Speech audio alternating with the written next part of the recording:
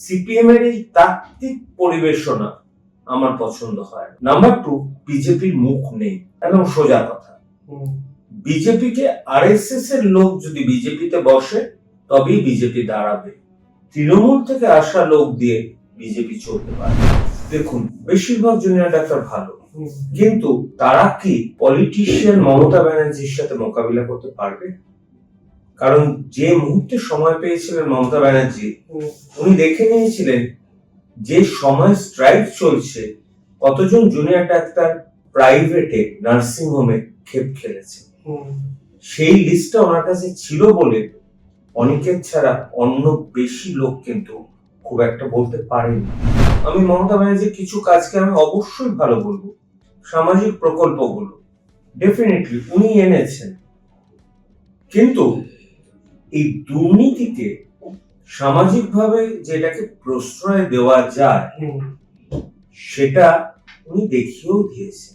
এবং দুর্নীতিটা যে কোনো ইলেকশনের ইস্যু নয়, সেটা কিন্তু গ্রামাঞ্চলে গেলে তুমি টের পাবে। সেটা আপনারা দেখছেন দ্য ইন্ডিপেন্ডেন্ট বেঙ্গল।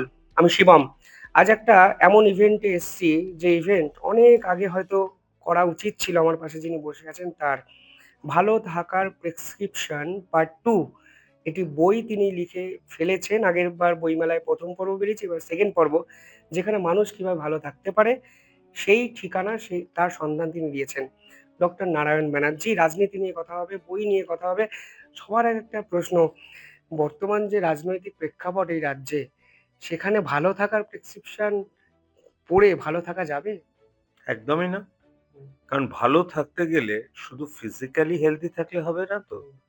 ভালো থাকতে গেলে ফিজিক্যালি হেলদি থাকতে হবে, সাইকোলজিক্যালি হেলদি থাকতে হবে, সোশ্যালি হেলদি থাকতে হবে। আমাদের পশ্চিমবঙ্গের ফিজিক্যাল হেলথ বেশিরভাগের খারাপ হচ্ছে। নাম্বার 1 কারণ হচ্ছে আমাদের লাইফস্টাইল অত্যন্ত পাল্টে গেছে।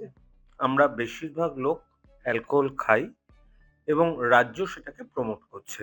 কারণ রাজ্যের মেন যে মানে যে রাজস্বটা আসে সেটা কিন্তু সেকেন্ডে রয়েছে হচ্ছে আমাদের আবগারি দপ্তর, এবং এখানে একদম বেঁধে দেওয়া হয়েছে যে 26,000 কোটি টাকা আমরা মদ বেচে পাবো। এবং আমরা মোটামুটি, আমি যেখানে করি বরানগরে, যেখানে আগে একটা দোকান ছিল এখন 8টা দোকান আছে এবং রমরম করে চলছে সবাই। সুতরাং 1 নম্বর মদ খাচ্ছে। 2 নম্বর হচ্ছে বায়ু দূষণ। বায়ু দূষণের জন্য আমরা মোটর ভেহিকল পলিউশন সেটা যেরকম ভাবে দিল্লিতে স্ট্রিক্টলি মানা হয়, এখানে মানা হচ্ছে না। আরেকটা হচ্ছে রাস্তা যেখানে খারাপ হয়ে গেছে, সেই খারাপ রাস্তার উপর দিয়ে যখন গাড়ি চলে, যে ধুলোগুলো ওঠে, সাসপেন্ডেড পার্টিকেল, সেগুলো কিন্তু আমাদের এখানে অত্যন্ত বেশি। এবং আগে জল দেওয়া হতো পাড়ায় পাড়ায়, এই জল দেওয়ার সিস্টেমটা এখন উঠে গেছে। বোধহয়, আমার মনে হয় যে কোষাগারে টান ধরেছে।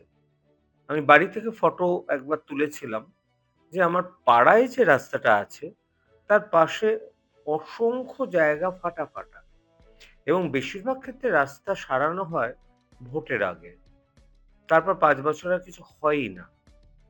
নাম্বার 3 হচ্ছে নির্বিচারে কনস্ট্রাকশন করা হচ্ছে। মমতা ব্যানার্জি ছিলেন, আমরা শ্রদ্ধা করি বাংলার মুখ্যমন্ত্রীর আসনটাকে, কি বসলেন সেটা কিন্তু আমার কাছে ইমেটেরিয়াল।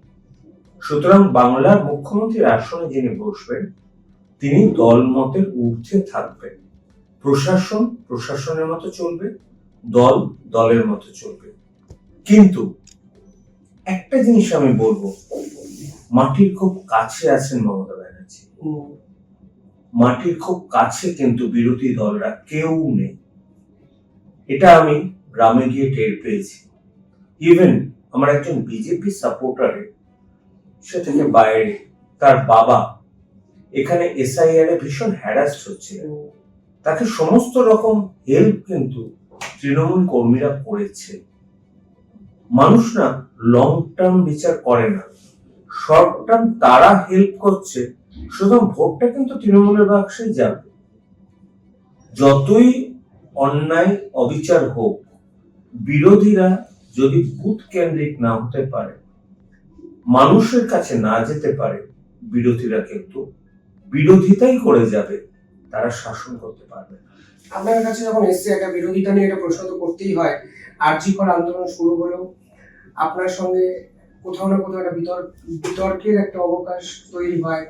আজকের যে জুনিয়র ডাক্তার ফ্রন্ট, আমার মনে আছে আপনার বিরুদ্ধে একটা প্রেস রিলিজ তারা করেছিলেন, নারায়ণ ব্যানার্জি আমাদের আন্দোলনের সম্পর্কিত নয়, যুক্ত নয়। সেই জুনিয়র ফ্রন্ট চোখের সামনে ভেঙে গেল। অনিকেত মাহাতো জুনিয়র ফ্রন্টের ডাক্তারদের বিপক্ষে একগুচ্ছ অভিযোগ করলেন, স্বচ্ছতার প্রশ্ন জড়িয়ে গেল, টাকা লেনদেনের প্রশ্ন চলে আসছে।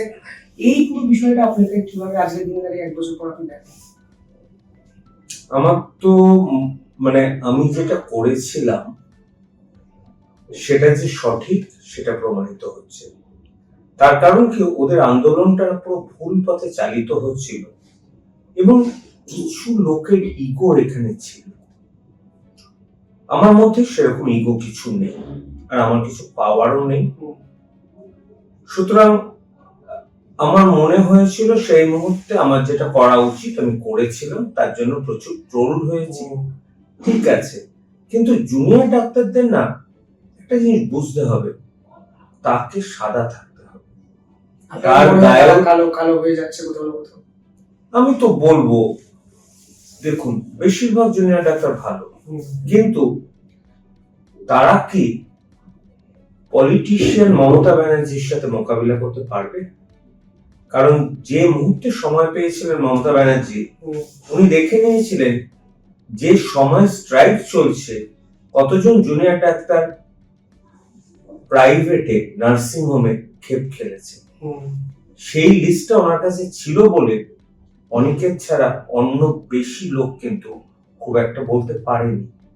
কিন্তু আমার যদি কোনো কিছু আমার না থাকে, আমি তো বলতেই পারি।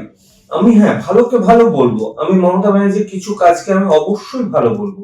সামাজিক প্রকল্পগুলো ডেফিনেটলি উনি এনেছেন, কিন্তু এই দুর্নীতিকে সামাজিকভাবে যেটাকে প্রশ্রয় দেওয়া যায় সেটা উনি দেখিয়েও দিয়েছেন। এবং দুর্নীতিটা যে কোনো ইলেকশনের ইস্যু নয়, সেটা কিন্তু গ্রামাঞ্চলে গেলে তুমি টের পাবে। সেটা তুমি শহরে বসে এখানে এসি ঘরে বসে এটা বুঝতে পারবে না। যখন একজন সাধারণ গ্রামের লোক সে 1000 টাকা করে পাচ্ছে লক্ষ্মীর ভান্ডারে, 3টে মেয়ে থাকে 3000 টাকা, এবং সে রেশনে বিনা পয়সা চাল পাচ্ছে, সে কিন্তু কে করেছে সেটাই দেখবে। এটা যে সরকার করেছে সেটা এস্টাবলিশ করার দায়িত্ব হচ্ছে বিরোধী দলের, না আছে সিপিএম এর, না আছে বিজেপি। আর আমি আবার বলছি, বাংলা একটা মুখকে চায়, বাংলা তত্ত্ব চায় না। সিপিএম এর এই তাত্ত্বিক পরিবেশনা আমার পছন্দ হয় না। নাম্বার 2, বিজেপির মুখ নেই, একদম সোজা কথা। বিজেপিকে আরএসএস এর লোক যদি বিজেপিতে বসে তবেই বিজেপি দাঁড়াবে। তৃণমূল থেকে আসা লোক দিয়ে বিজেপি চলতে পারবে না। যদি যেতে এবার বিজেপি, সেটা একটা বিজেপির ভেতরে একটা চোরা স্রোত আছে আমি জানি, কিন্তু আমি আবার বলছি, যেটুকু আমি ক্যাম্প করতে গিয়ে গ্রামের লোকের সাথে কথা বলে বুঝেছি, রামের চেয়েও বড় ইস্যু হচ্ছে কে পাশে দাঁড়াচ্ছে, গ্রাউন্ড রিয়েলিটি। আমার একটা শেষ প্রশ্ন আমাকে করতে আমার বহুদিনের ইচ্ছা, যে কুণাল ঘোষের সঙ্গে বৈঠকের পর যেভাবে আপনি নিন্দিত হয়েছিলেন, বিকৃত হয়েছিলেন, সমালোচিত হয়েছিলেন, ট্রল হয়েছিলেন, 1 বছর পর নিজের মনে কোনো আক্ষেপ আছে যে আপনার যে লেভেল, যে স্তর আপনি তৈরি করেছেন বিভিন্ন ক্ষেত্রে, না গেলেই হয়তো বৈঠকটা ভালো হতো, অন্তত এই রাজনীতির পাক থেকে ডক্টর নারায়ণ ব্যানার্জি ভালো থাকতো? একদমই না, আমি ডিটারমিন ছিলাম। কারণ কি, ওদের অনুষ্ঠানটা যে লেভেলে চলে গেছিলে, মমতা ব্যানার্জি কিন্তু একদম মাথায় দিচ্ছিলেন না। তার কারণ উনি দেখছেন ওরাই ওদের দেখছে, যখন মনে হচ্ছে নিয়ে আসছে। এভাবে কতদিন অনুষ্ঠান চলতে পারে? অনুষ্ঠান হচ্ছে লাস্ট। আর আমি গেছি তো কোনো স্বার্থে না। আর ট্রোলড হয়েছি, ঠিক আছে, সব লোকই তো ট্রোলড হয়, আবারও ট্রোলড হবো কবে? হয়তো তোমার ইন্টারভিউর পরই ট্রোলড হবো, বিজেপি থেকে বলবে বিজেপির মুখ নেই, মানে আমাদের মুখ আছে। সিপিএম বলবে আমাদের তথ্যই আসল। কিন্তু সার্বিক বলবে হচ্ছে গ্রামের মানুষ, শহরের শিক্ষিত মানুষ বলবে না। এখন ক্ষমতা কিন্তু গ্রামের মানুষের হাতে, শিক্ষিত মানুষের হাতে নেই।